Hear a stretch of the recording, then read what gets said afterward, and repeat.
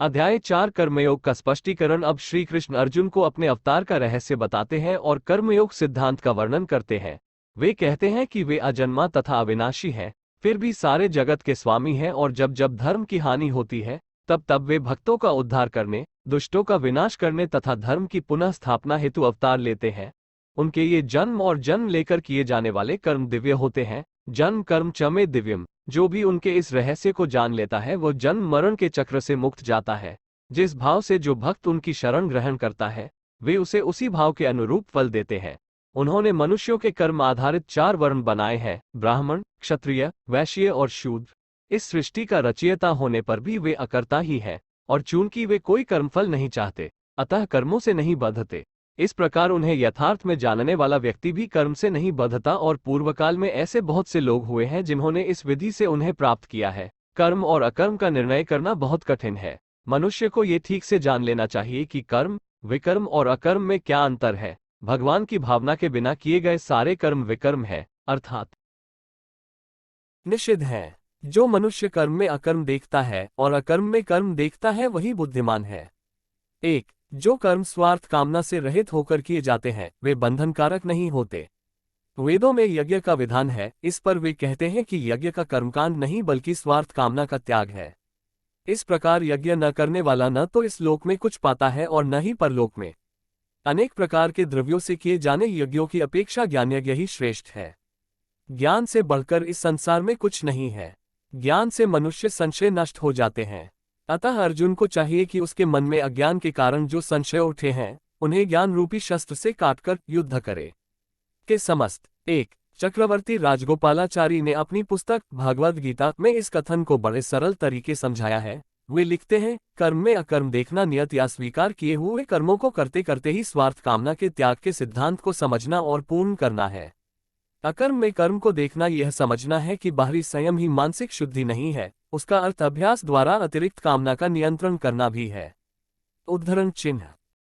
अध्याय 5 कर्मयोगी के लक्षण। अर्जुन के ये प्रश्न करने पर कि कर्मों के संन्यास और कर्मयोग दोनों में कौन श्रेष्ठ है और उसे किसका अनुसरण करना चाहिए, श्री कृष्ण कहते हैं कि कर्मयोग अपनी सुगमता के कारण श्रेष्ठ है। कर्मयोग के बिना संन्यास, जिसमें मन, इंद्रिय और शरीर द्वारा होने वाले संपूर्ण कर्मों में कर्तापन का त्याग होता है, महत्वहीन है।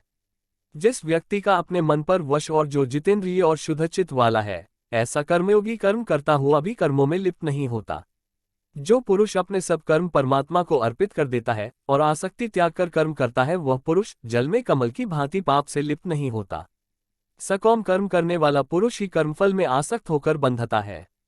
अज्ञान ने ज्ञान को ढक रखा है, किंतु जिनका अज्ञान परमात्मा के ज्ञान द्वारा नष्ट कर दिया गया है, उनका वह ज्ञान उन्हें समदर्शिता प्रदान करता है और वे ब्राह्मण, गौ, हाथी, कुत्ते और चांडाल को भी एक ही भाव से देखते हैं तथा इस प्रकार इस जीवित अवस्था में ही संपूर्ण संसार पर विजय प्राप्त कर लेते हैं। जो पुरुष प्रिय को पाकर हर्षित नहीं होता और अप्रिय को पाकर दुखी नहीं होता, वह स्थिर बुद्धि वाला होता है। बुद्धिमान पुरुष इंद्रियों के विषयों में नहीं फंसता। शरीर का नाश होने से पूर्व जो मनुष्य काम क्रोध से उत्पन्न होने वाले वेग को सहन करने में समर्थ हो जाता है, वही योगी है और वही सुखी है। भगवान का ऐसा भक्त शांति को प्राप्त होता है।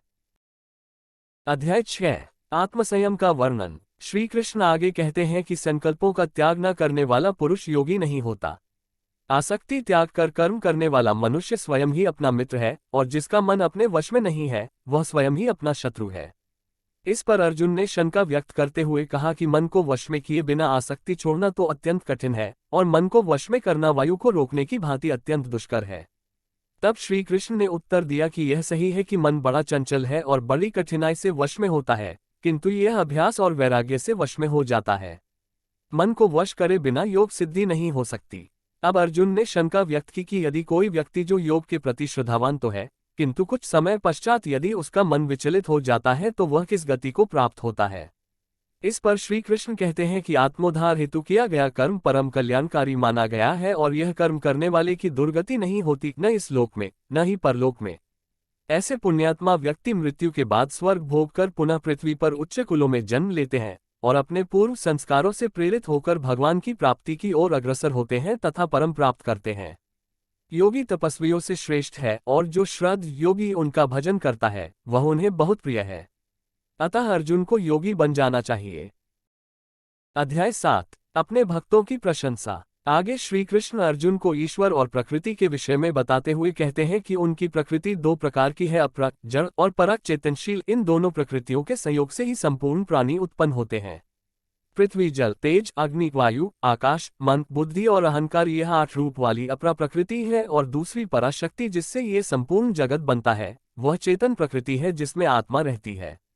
इन सबके केंद्र में परमात्मा है। वो प्रत्येक वस्तु का आधार है और प्रत्येक वस्तु को गति प्रदान करता है, फिर भी उससे अलग रहता है।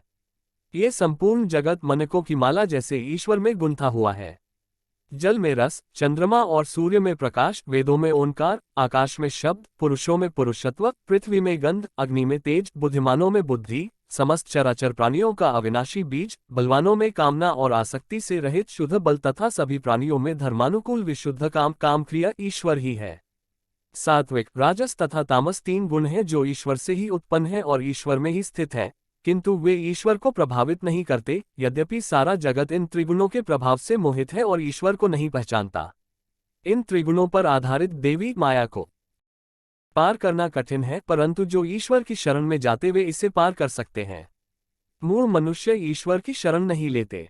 ईश्वर की शरण लेने वाले मनुष्य 4 प्रकार के हैं। आर्त, जो किसी दुख से पीड़ित है, अर्थार्थी जिन्हें धन की चाह है, जिज्ञासु जो ईश्वर को जानना चाहते हैं, और ज्ञानी जिन्हें परम सत्य का ज्ञान है। ज्ञानी भक्त को ईश्वर प्रिय है और ईश्वर को ज्ञानी भक्त, किंतु ऐसे ज्ञानी भक्त दुर्लभ हैं। जो विभिन्न कामनाओं की पूर्ति हेतु सकौम भाव से विभिन्न पुरुष देवताओं की पूजा करते हैं, उन्हें उनका फल उन देवताओं से परमात्मा के द्वारा ही दिलवाया जाता है, किंतु वह फल नाशवान होता है। जो ज्ञानी भक्त एकमात्र ईश्वर का ही चिंतन करते हैं, वे उसे प्राप्त कर अक्षय आनंद प्राप्त करते हैं। कुछ मूढ़ व्यक्ति ईश्वर के अवतार कृष्ण को सामान्य जन्म मरण वाला पुरुष ही समझते हैं और उनके अलौकिक स्वरूप को नहीं पहचानते। ईश्वर के अनन्य भक्त अंतकाल में ईश्वर को ही प्राप्त होते हैं। वे उस ब्रह्म को, संपूर्ण अध्यात्म को और संपूर्ण कर्म को जान जाते हैं तथा वे अधिभूत, अधिदैव और अधियज्ञ सहित ईश्वर के समग्र रूप को भी पहचानते हैं।